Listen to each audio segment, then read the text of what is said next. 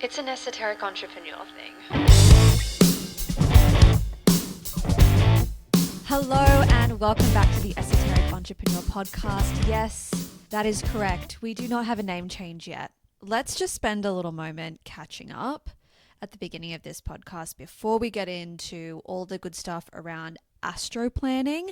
That's what we're going to talk about today, how we can start to use astrology or continue to use astrology to help us plan our year, plan our movements, the things we want to release, the things we maybe want to launch in our business, the places we maybe want to travel to. Using astrology as a tool for planning is something that I've done since I became an astrologer. I think it's incredibly useful, but there are a lot of caveats that I think are important to be aware of when you're utilizing astrology as a planning tool. It can get really dicey when we start to teeter on the side of predictive astrology and trying to win the so-called game. Like astrology is going to give us some sort of like perfect answer. I know that you are smarter than that, and even if in the past you've fallen down that rabbit hole, don't worry, me too. You would have known from that experience that it was not helpful. And if anything, probably just stressed you out. Actually, the reason why I'm even doing this episode and what sparked the inspiration for it was a conversation that I was having with one of my one-on-one clients last month, where we were talking just generally about the moves she wants to make this year and figuring out her focuses for where she wants to market, what she wants to launch, just getting really clear on the direction that she wanted to take for the year ahead. And whilst we went into so many things during that conversation, one of the biggest tools that we lent on and that she desired to lean on, not just from my recommendation, but she actually asked for this, was to look at astrology and start to figure out optimal times to put things out into the world for rest. Also reflecting on her personal chart, doubling down on things that are getting lit up is what I like to say, but the astrology term would be like the transits that are affecting her personal chart, and just making sure that she's optimizing and leveraging her own true gifts.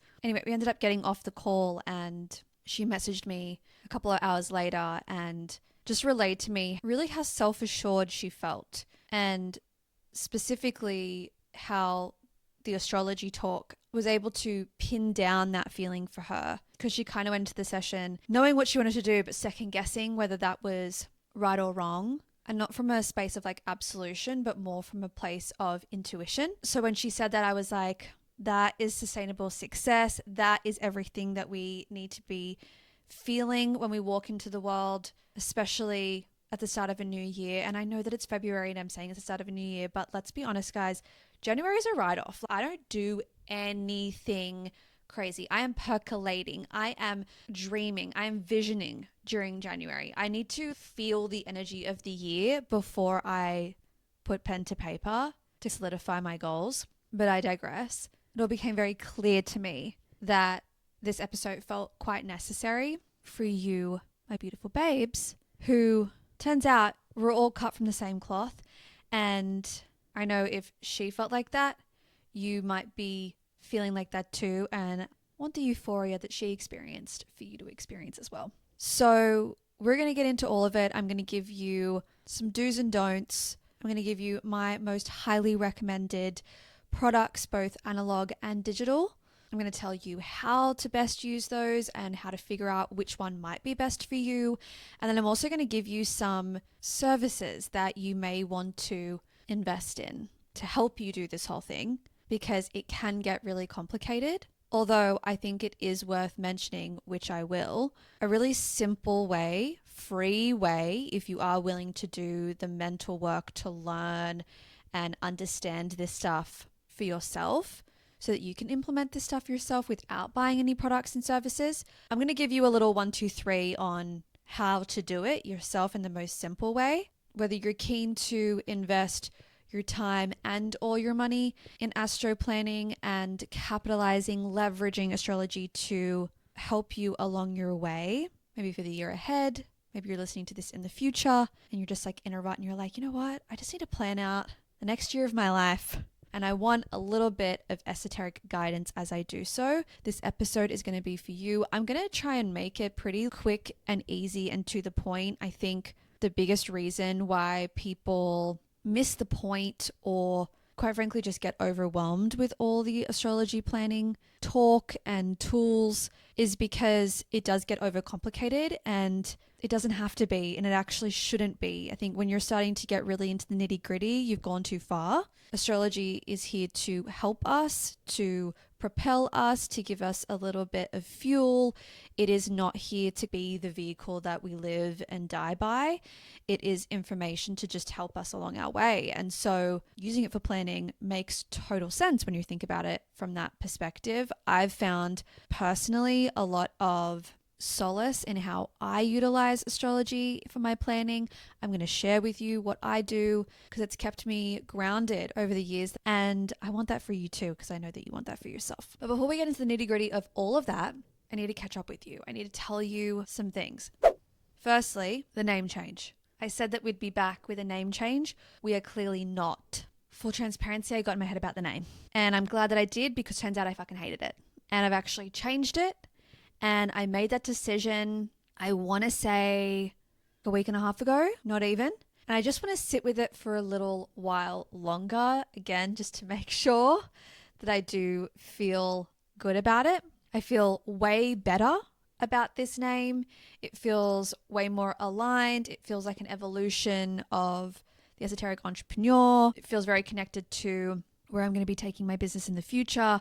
Again, this is what I mean about utilizing January as a way to just feel out the energy of the year, because I had chosen that name at the end of last year whilst I was in my first trimester as well. So that probably contributed to the fact that now I've come out of that debaucherous haze going, what the fuck even was that? And I'm really loving it. I'm loving the name. If you're watching on YouTube, you will see that I've done a full beat today. I'm in my sleek blacks. That's giving a little bit of a context clue as to the name. I'll say that.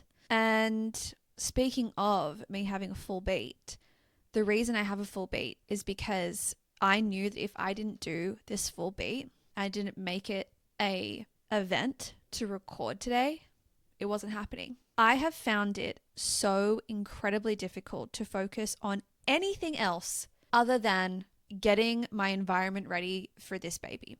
I thought that the nesting thing was going to kick in, third trimester. No. Come Christmas, I was like, if we don't get our shit together fucking soon, I'm going to have a conniption. And let me just say this. It wasn't until halfway through last month, 3 weeks ago, that I had even written a list of the things that I needed. We have made a lot of headway. We have cleaned out our house completely. We did a council pickup. We have shifted the office around. Dan's office is now what the baby's room will be. My old office is now Dan's office / spare room. And I have been relegated is a strong word because I'm kind of loving it, to the bedroom. So again, if you're watching on YouTube, you will see that this is the beautiful background. And when I say beautiful, I mean actually gross, and I'm not super into it, but we're doing what we can. We're working with what we've got. I'm thinking I just need art on this wall and for my pregnancy pillow to just be gone because it's really making the bed look feral and gross.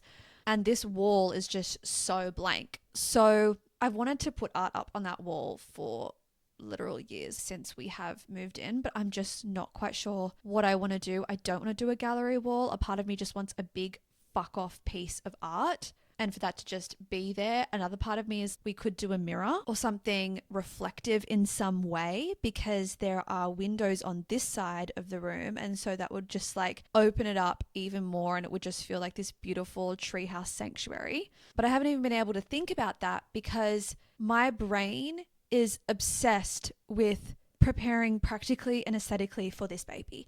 It feels like the most important and exciting creative project that I have ever embarked on. When I write down the list of things that I want to do or that I need to do every single day, I am procrastinating on everything on that list apart from designing my nursery, researching cots, going on Etsy and looking for cute decor pieces of art, curtains, linens. To be honest, I'm not even really that into getting her clothes or anything like that. It's the environment piece that I have been honestly hyper fixated on. And there is the workaholic, passionate girl boss version of myself that is like, bitch, you need to do work. Even like the provider in me is like, you need to go make some money. And I am excited about relaunching my one-on-ones. As of today's episode, you can now book your pragmatic astrology readings with me. They are officially back. Link down in the show notes. Like, all of these work things do feel really exciting to me. I have so many ideas for projects and products and services that I want to do. I'm visioning more into the future and I'm more sure about that vision than ever before. But none of that work seems interesting to me or has seemed interesting to me. If anything, it has seemed like a drag to me because I've been so in my interior design era. And I'm sure that this is completely normal, but I just wasn't expecting to feel this way. And now that we have the space ready to move more of her things in, we have the baby shower coming up. That's another thing that I've been preparing for.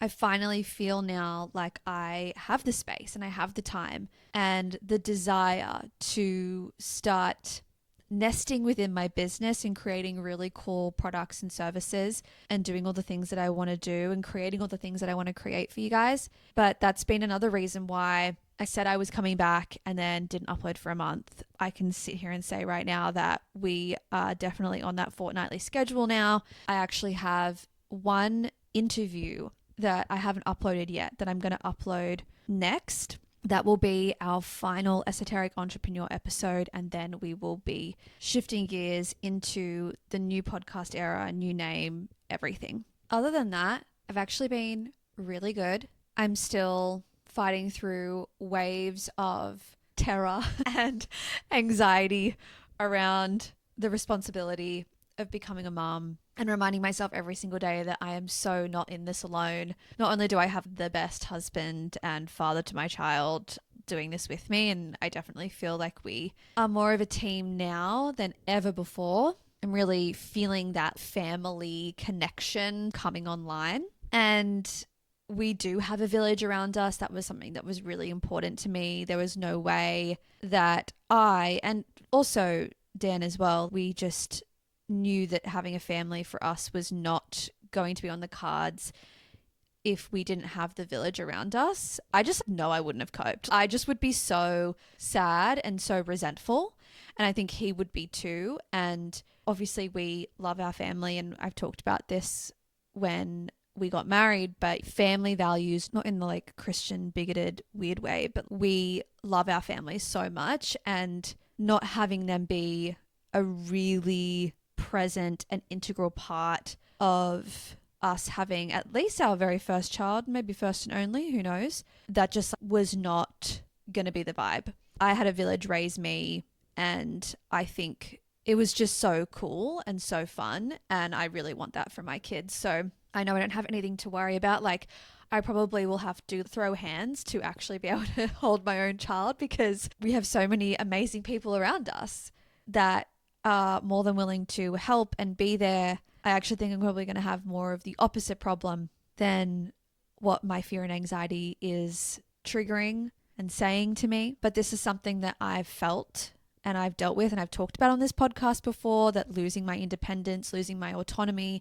it's not even about losing my freedom, because I've traveled, I've done all those things. I don't need to be going out. I don't really even leave my house that much. I don't think my lifestyle is actually going to change that much, but it has been my biggest fear to lose myself and lose what I've built. And I'm happy for things to shift and change, but there is a sort of rhetoric that goes around that, like, when you have a baby, the old you dies.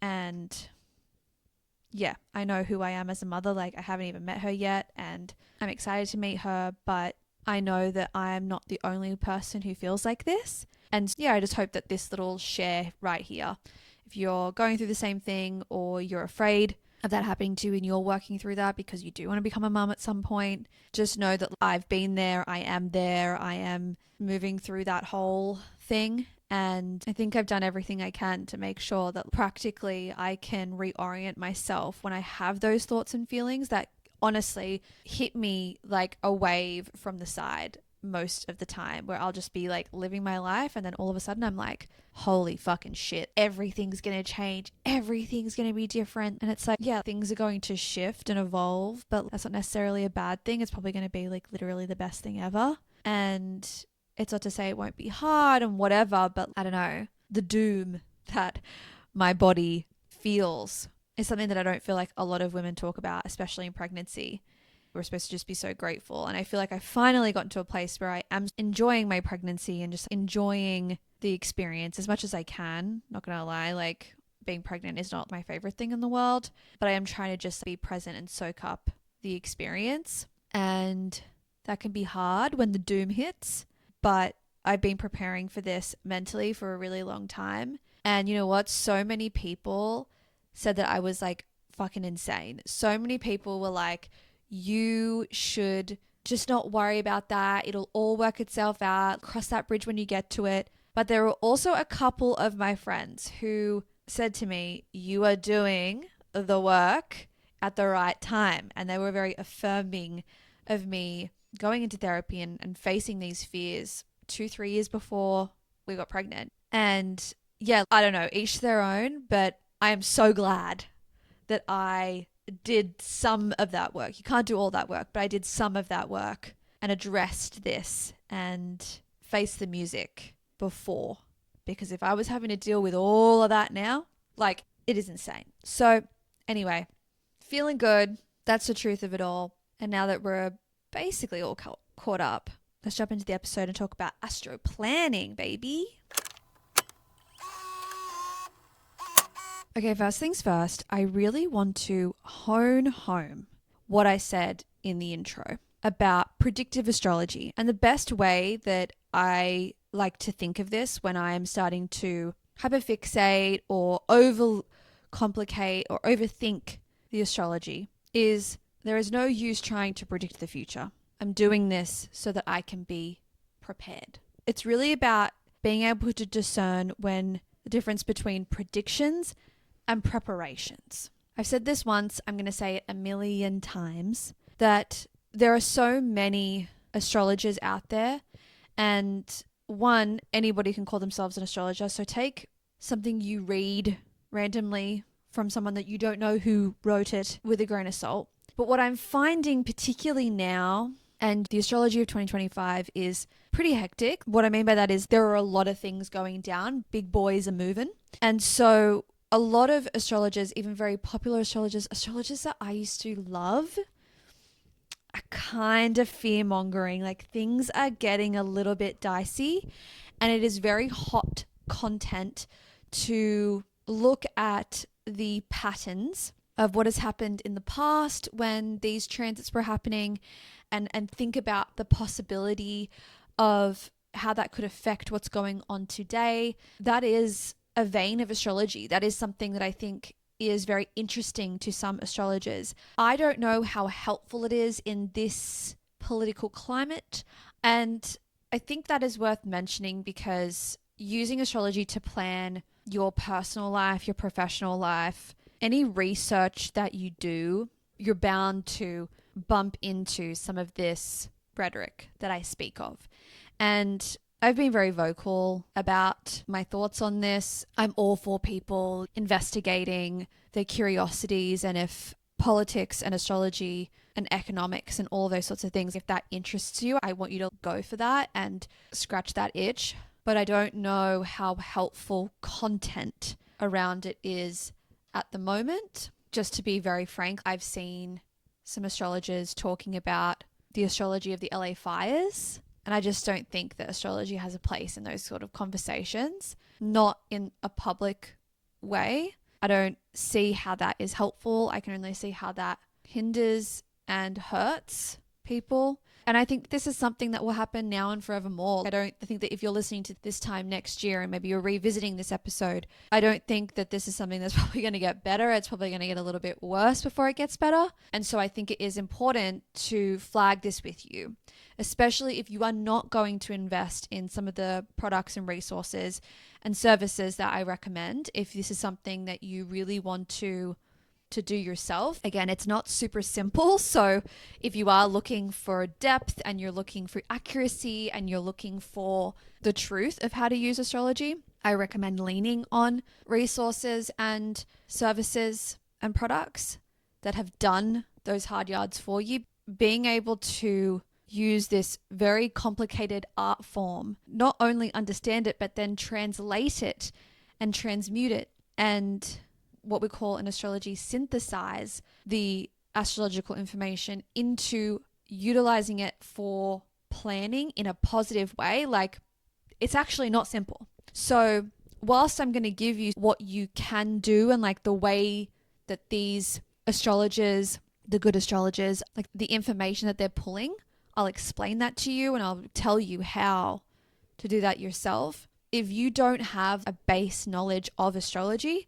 and you're not willing to put in that work first, if you're just not that advanced or you're just not there, then just for transparency, it's going to be way easier to just like purchase something that can disseminate this information for you. But in saying that, if you are a self-starter and you do want to have an understanding of this, and I implore you to have an understanding of all this stuff, I think it's really powerful and a super cool tool to have in your arsenal. As a mystic, as an entrepreneur, as a witch of the highest order, this could be the thing that introduces you into learning more about astrology. Before I give you the sort of 1, 2, 3 of how we're pulling this information, so you can investigate if that's something that you want to do yourself or you can do yourself, I just want to go through some very clear don'ts when we're astro planning, just so we have some parameters, some boundaries, so they don't get lost in the sauce that one can so easily be lost in. There's 3.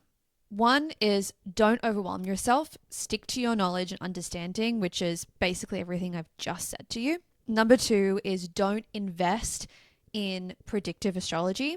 If you are going to invest and employ an expert in this field to help you ensure that person doesn't subscribe to predictive astrology for all of the aforementioned reasons and more, it is just not the way to go. And I can 100% guarantee you that if you do see someone who is down to clown with a predictive astrology, you will probably walk away from your reading, from your experience, from the purchase of the product, the reading of the blog, feeling more confused at the very best, at the very worst, afraid. And that's going to keep you stuck. That's going to keep you stagnant. And the stuff, like it seeps into our psyche so easily. And just believe me, it's not going to be good. And then last is don't get stuck on the collective information when you are trying to personally plan for your individual experience. And a kind of rule of thumb here is the more personal, the better. Because here's the thing, astrology works on a collective level and it also works on an individual level. When I say collective, I'm talking about transits. I'm talking about the full moon that's in Leo right now. I'm talking about Pluto and how it's moved into Aquarius, Jupiter being in Gemini. These are transits and they affect everybody because they're happening right now. And when we look at it through an astrological lens, that impact is having an impact on the collective and what happens in the world. And we all have an individual natal chart, right? That's what a natal chart is. It's your individual astrology. So what's happening in the sky, the collective astrology, the transits impact each individual chart differently. And that's really where the source is. That's where the fun stuff is. That's where the power of astro planning really is, when we look at what's happening in the sky, not only for everybody else, like that's really great, but I wouldn't really take note of that when it comes to planning because, the fact that Jupiter is in Gemini now means that we're entering this 12-month cycle where luck and expansion and prosperity is really to be made off the tongues and the voices that are brave enough to rise and as Geminis do, see the duality and speak to the duality of the challenges, the solutions that are put in front of them. So yeah, that's true, that we're entering that era. It's not going to serve you super well to just look at that and go, okay, good to know. So I'm going to start a podcast this year. It's like, okay, maybe like we might see a boom in podcasting because that transit is definitely heightening that urge within the collective to use their voices. But maybe Jupiter in Gemini, for you personally, that's moving through your fourth house of home, of family. And so maybe it's not about starting a podcast and yapping away for you. In fact, it could be worth reflecting on your communication styles inside of your home, in privacy, with self even. The fourth house is our private lives. It is as far offline as you can possibly be. And so whilst Gemini and Jupiter is very internet philosopher-esque, it doesn't necessarily mean that for you particularly, it's your time to rise in that moment, right? We all have our own purpose, our own dharma, our own vocation. We all have our own paths, and we also have free will. That's what astrology reminds us of, is that not only am I so individually unique, but what I'm bringing to the world is also individually unique. And that I have to give myself grace to go through what I need to go through and give you grace to do your thing. Astrology reminds us that just because somebody is flying right now and you are maybe down in the dirt a little bit, it doesn't mean that that person's better than you. It reminds us that person is in a different part of the cycle than you. And so when we're planning, it's cool to know these things about the collective energy around these transits, but that's only going to get you so far when astro planning. And as I said, the juice is in figuring out how those transits are affecting you individually. That is how you astro plan. That is how you leverage astrology to plan and experience these aligned, divine moments that all of these spiritual gurus and coaches talk about. Like, that's what they're actually talking about. That's the how. So simply, all you want to do is pull the transits for the year. You want to do this yourself and integrate it into your own way of doing things, your own planning process. What you're going to want to do is get an understanding of what's going on in the sky. You can literally Google 2025 astrology transits. You'll be able to find a website that can give you a list of what's going down. Sites that I would recommend, Astro Cafe. They're really reputable. And you know what? That's it. I actually wouldn't recommend any other site other than Astro Cafe. Their shit is right, but with astrology, signs and symbols and all the things, it can get intense. If finding out like what each of those transits mean and all of that information, that's not going to be just on a flat list.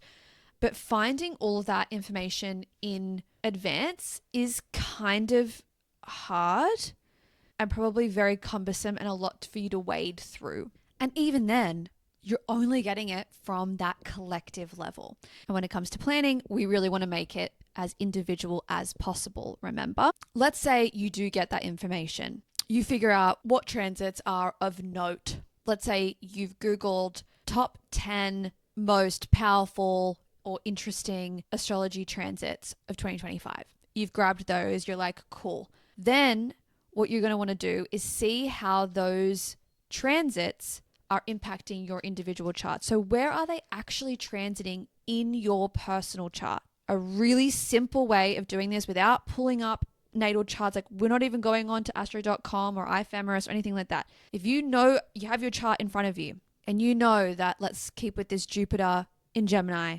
transit.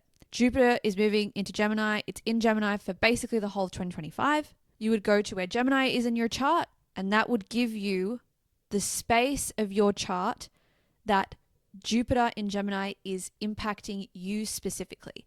And that analysis of that placement of what's going on in that area of your chart is what you're going to need to help you plan and prepare and give you that extra edge that you're looking for and why you're even using astrology to help you plan in the first place. That is the work that you are going to want to focus on doing to help you come up intuitively, strategically, and practically with where you want to place your focus at what times of the year. Because remember, yeah, sure, Jupiter is in one place for the whole year. So that's like a theme for the year.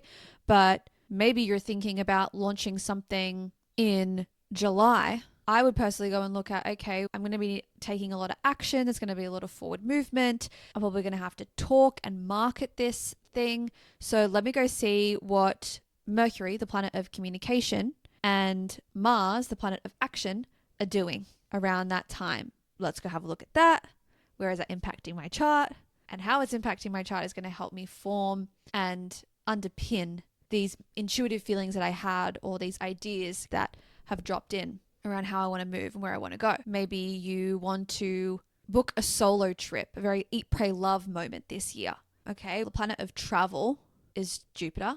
The planet of like spirituality, so like I said, it's eat, pray, love thing. Like you want to have a look at that. We're going to go look at Neptune. Let's go and see what those guys are doing this year. Where are they at in my chart? If there's a part of you that's thinking, okay, how do I analyze that? If you don't know how at all, but you really want this information, it is worth going and investing your time, your energy, your money in somebody who can help you do this. As you can see, not only gathering that information is complex, but then knowing how to analyze that information is another level of complexity. And then knowing what to do with that analysis, right? What is the aligned action to take from that analysis? That's another level. So this is where the products, the services come in. That is what astrologers are doing when they are helping you plan. This is what being an astrologer is, right? Like having the ability to not only understand this stuff, but be able to advise on it. That's what an astrologer can help you do, and is a really worthy investment when it comes to a reading. I'm always going to implore you to invest in astrologers, because most astrologers these days are women or queer people and people of color. And I think investing in this industry is a massive power move. But also, if you are pulling this information and you have gotten to this point and you have this fire in you to understand this stuff, I implore you to listen to it, because maybe you're meant to hold this information. That's probably a sign that astrology is not only something that you want to do, and you should totally honor that, but maybe it's something you're meant to do. Maybe you're supposed to become a part of this industry. Learning astrology these days is not simple. It's not easy. You know what? Fuck it. I'm just going to let you in on a little secret and give you a little 411 on this. I had a course a couple of years ago called Mystic Mentorship, which was basically like an astrology and tarot actually course, like beginner's course, giving you the foundations of astrological information. And it is something I want to relaunch come like Q3, right? Like after I get back from having a baby. When I say relaunch, I mean it in the sense of it's just not available to buy. The links are not there anymore. It is still archived and all of the information is there. The links just aren't public. If you want to start somewhere, that's where I would say you could start. Reach out to me in the DMs and just say, hey, I'd love to purchase Mystic Mentorship, the course, and I'll send you the link and you can grab it. I want to say there's 25 to 30 hours worth of content in that digital course. And if you want it, I'll give it to you for $4.95 USD. It's going to be at least double that when we relaunch it later in the year. But if you're just like, yep, I need some information and I want to learn, it is simple, easy. Like that's what I designed that whole course to be, is like this thing that you can purchase that you could actually walk away from that course and start to read astrology charts. Like astrology is not something that you just like stop learning. You're always learning, but it does give you enough information that you will walk away confident enough to at least do a natal chart reading. I thought this and I still think this, and it's why I want to relaunch it. I just think that we need more good astrologers, and the information that's in this course allows you to become a good astrologer. And I truly believe that if you are interested in astrology. That is not something that you should take lightly. I think it's something you should take seriously, like any desire that you have. And it doesn't mean that you monetize this thing and you become the next biggest, baddest astrologer, but it might be information that helps you raise your child. It might be information that helps you get closer to your mother. It might be information that helps you know yourself better. And that leads you to meeting the love of your life. It doesn't always have to be monetizable. I remember when I created it a couple of years ago, that was my intention, is I wanted to create something that made astrology accessible to people, because I found, and I still continue to see this, which is why we're going to be relaunching it, is if you want to be an astrologer, you either have to go all fucking in and devote your life to a mentor, and it's all very gate kept by like elder astrologers, like in order to get a good education is what I mean. Or it's this like half-assed get rich quick schemey, learn all of the astrology knowledge in 5 seconds. That's actually not how it works. It is going to take some devotion, some time. And there was nothing in the middle. And there still isn't really. You tell me if you found a great one. People are still so thirsty for this knowledge. And instead of actually going and getting educated properly and having that education be accessible, we're getting really dangerous astrologers. We're getting fear-mongering astrology, spiritual bypassing, spiritual weaponization, like all of this stuff is happening and it's not okay. So anyway, more on that later in the year. But if you want that or you want more information about it, just DM me, hey, can I grab Mystic Mentorship, and I'll send you the link. And then also I do have a one-on-one astrology apprenticeship that I'm always ready and willing to revive for the right person. It's something that's like on my secret menu. It's something that if someone comes to me and they want to really take this stuff seriously, because as I said, that course is just foundational. Having a mentor in the astrology space is incredibly important. I had a mentor for the first 2.5 years of me being an astrologer. I was making multiple six figures in my astrology business and I was still being mentored. That's a big part of being an astrologer, is having somebody in your corner that really guides you, having that teacher. And so my apprenticeship is 6 months. We only meet once a month. And Mystic Mentorship, the course, is part of the apprenticeship. So that's the other thing I thought I'd mention too, just in the context of what we're talking about today. I just want to speak to anybody who has maybe been thinking about that. Maybe that's been on your mind for 2025, wanting to become an astrologer or learn more about this. Maybe your learning style is much better when you're one-on-one. Doing a digital course isn't really the vibe for you. I know I'm that kind of person. So there is always that option too. And again, the best way, because it is like secret menu, is just to DM me and say, hey, heard about the apprenticeship. Can I get some more information? Ask any questions that you have and we can go from there. Before I wrap up, I want to give you my products, my services that I recommend. Some of these are, not to plug my own shit again, but some of them are mine, but most of them are not. Or if they are mine, you could definitely find them with probably your favorite astrologer. There are 2 analog astrology planning products that I would specifically recommend. One is Magic of Eye. They do some of the most beautiful, luxe, user-friendly astrology resources and products that I have ever laid my eyes on. If you are witchy woo-woo in the slightest sense, you have probably received a Magic of Eye something as like a present or a gift, or you maybe have been served an ad for Magic of Eye. Their branding is iconic and their shit is just as good on the inside.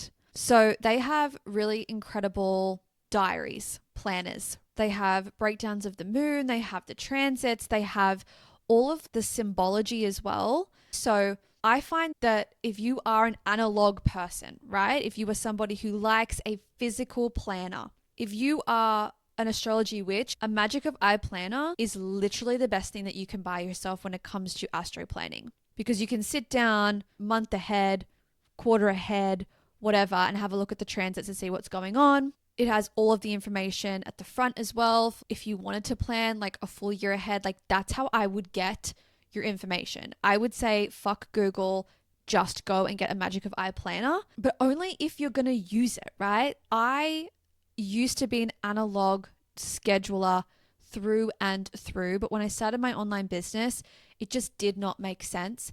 And the older I get, I literally just added a family Google Calendar into the mix. I've now got Dan on the Google Calendar because I'm like, I need to know what you're doing and everything as well. I have calendars for everything. If it's not on my Google Calendar, it's not happening. It just makes so much sense. If I was having an analog written schedule, it just would not work for me, which I'm jumping around a little bit here, but brings me to my digital product, the one and only digital product that I recommend. I have not seen anybody do it really at all, let alone as good, is the Magic of Eye digital calendar. I bought this last year because I was like, I need that Magic of Eye information. I don't want to be Googling every fucking quarter going, okay, what's coming up, or like going back. And I just found it really hard. I've always found it really hard to digitally manage the transits, and having that all in one place. Magic of Eye came through with a fucking solution. You can purchase a transit calendar from Magic of Eye and download it into your Google Calendar. I believe they have it for Apple Calendar as well. I used it all of last year and I haven't repurchased it yet because I was like, will I actually miss it? Guys, can confirm, I miss it. I noticed that it's not there. I looked up in the sky the other day because I was like, wait, where the fuck's the moon? Because usually I know. So it has 3 different parts of the calendar. You have your aspects, which is Jupiter opposed Mars, or Venus trines Chiron. These are, again, pretty advanced. I know what that means. But even if you didn't know what it meant, you click on it and it will tell you what it is. So I'm just looking at this one from December, Venus trine Chiron. What and how you love Venus will feel harmonious and rewarding. Sorry, this was a sextile, rather. In relation to the strength of your vulnerability, Chiron. So it helps you understand, but you can also turn that off if that's like too much for you, because you also have the sun and the moon movement. So that's like full moon in Aquarius, third quarter moon in Libra. Again, it has a breakdown inside of the like appointment on your Google Calendar. I believe it also works alongside the Magic of Eye analog planner. There's also a guidebook that comes along with it. I didn't use any of those, but only because I have my own awareness as an astrologer. But, you know, if I did want to get inspired, 100% I would be checking these. And then they also have a calendar as well for void moons. Void moons are really just like a time for stillness. When it comes to astrology, having an awareness around when those things are happening would be a great indicator of that week booking in a massage or going away for the night, like Netflix and chilling for the day, like whatever it may be. I found that this thing not only helps me plan 6 months in advance, but it also helps me plan my week. And I think regardless of whether you go with Magic of Eye from an analog or a digital perspective, whatever works for you, whatever you are the most interested in and what you already utilize in your own life, you can capitalize on. And there is just truly no other resource, especially from a digital perspective, that I would recommend. Now, in saying that, this is obviously not personalized, right? And we've talked so much today about collective astrology versus individual astrology. And I've said 100 million times how the more individualized, the better. There is one other analog resource that I want to shout out. It is not something that I have ever used personally because I don't use analog scheduling and planning. But if I did, this is what I would purchase. I have had friends who have purchased this. They've raved about it. And it's a company called Honeycomb. I believe on Instagram it is spelled HNYCOMB. Though now I'm looking at that, I'm wondering whether the O is there on their handle on Instagram. So what I'm going to do, and with all of the other resources that I have mentioned, along with any that I will continue to mention in this episode, all of the links will be down in the show notes for you. They are a small business, and I imagine it works very similarly to the Magic of Eye diary in the sense that it has all the information about the transits and everything, but the edge on this is that it is personalized to you and your astrology. They describe themselves as a personal astrological almanac. They do wall calendars as well that are all made custom with planetary transit data specific to your unique natal chart, in addition to the mundane transits affecting us all. Choose your preferred date, time, house, system, artwork, and more. I love that it is just so customizable. They contain all the astrological symbols without interpretations and are best enjoyed by professional, student, and enthusiast astrologers. So again, this is what I'm saying is like you can't have it all. As someone who I guess you would consider an advanced astrologer, professional astrologer. Don't know why I'm doing quotation marks because I definitely am a professional astrologer, but this is something that I would like totally get. It does say that they do digital PDFs. Go and check it out. Looks really in depth. It looks so customizable, which I love and just totally stand by. It looks like they actually have a couple of different sizes as well. They're all in a round binded book, which I don't know, to me, I'm like the idea that you can like bend it without cracking the spine. We love. But yeah, I'm just looking at their website now and literally this is what I would get if analog was the vibe. And then last but not least, some services. Some of these I do, some of these I don't. But there are also so many astrologers out there creating really cool services that are unique and exciting and could definitely help you with planning. I just wanted to give you the bird's eye view of the kinds of astrological services that you would want to invest in. If it's a service that isn't personalized, I definitely just wouldn't buy it because that just doesn't even make sense to me. So the first one is a year ahead reading. Like obviously we're at the beginning of the year, so either purchasing a specific year ahead reading or mentioning that you would like to look at the year ahead and how it pertains to your natal chart is a really great investment. I do feel like these can be done like at any time. Like you could do this in August and that would totally be fine as well. But I do think that at the beginning of the year, knowing that we are thinking about 2025, year ahead is probably like the best way to describe it because there's another thing called a solar chart. Solar as in the sun. A solar chart is each year of your life has a chart. And so having a solar chart reading around your birthday is a really cool thing to do. Planning doesn't end or begin at the beginning of each year. You might be like me and you're not really into the whole like plan the whole year sort of thing. I do it quarter by quarter, 6 monthly. My birthday's in the middle of the year, so I like to reconvene then. But whether it's year ahead or a solar chart reading, these readings are, again, specific information to you. And honestly, like finding someone who can do a solar chart reading or a year ahead reading and knowing that they're going to be good at it can sometimes be a bit difficult. So if they don't actually have something on their website or like in their scheduler that allows you to see that that's something that they offer, I would reach out to that astrologer first and say, hey, I'm looking to have a solar chart reading because my birthday's coming up. Is this something that you do? Personally, if that was you reaching out to me, yes, it is something that I do, but I don't have a specific thing on my scheduler that says solar chart reading. I do have now with the new system, all of our readings are customizable now. And what that means is if you want to talk about something specifically, aka a year ahead reading, I have mentioned, oh, a year ahead, do you mean for the year? Do you mean for the next year of your life because it's your birthday? There is a specification there. So you would be able to customize your reading in that way. I think it's important, and this is one of the reasons why I added this in now that we've relaunched for 2025 readings, is that it is important to know that astrologers are at different levels and have different expertise and prefer to do different things. I don't do progressed moon charts. I don't really fuck with the moon that much. If you've been around for a while, you'll know that it's just not something I do. So if someone reached out to me and said, hey, do you do that? Does the year ahead reading include a progressed lunar chart? I would say, no, it doesn't. It's not something I do. I actually know who I would refer you to, and that's what I would do. I would send you along your way. So I think being inquisitive and asking the right questions is great. It's not easy. We live, we learn.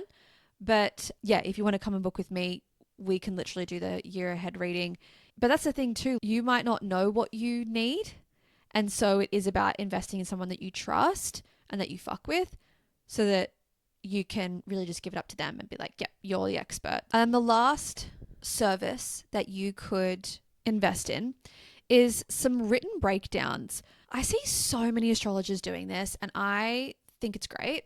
It's definitely not my vibe. I have a thing called the Business Astrology Blueprint that I offer as like an upgrade to my one-on-one clients.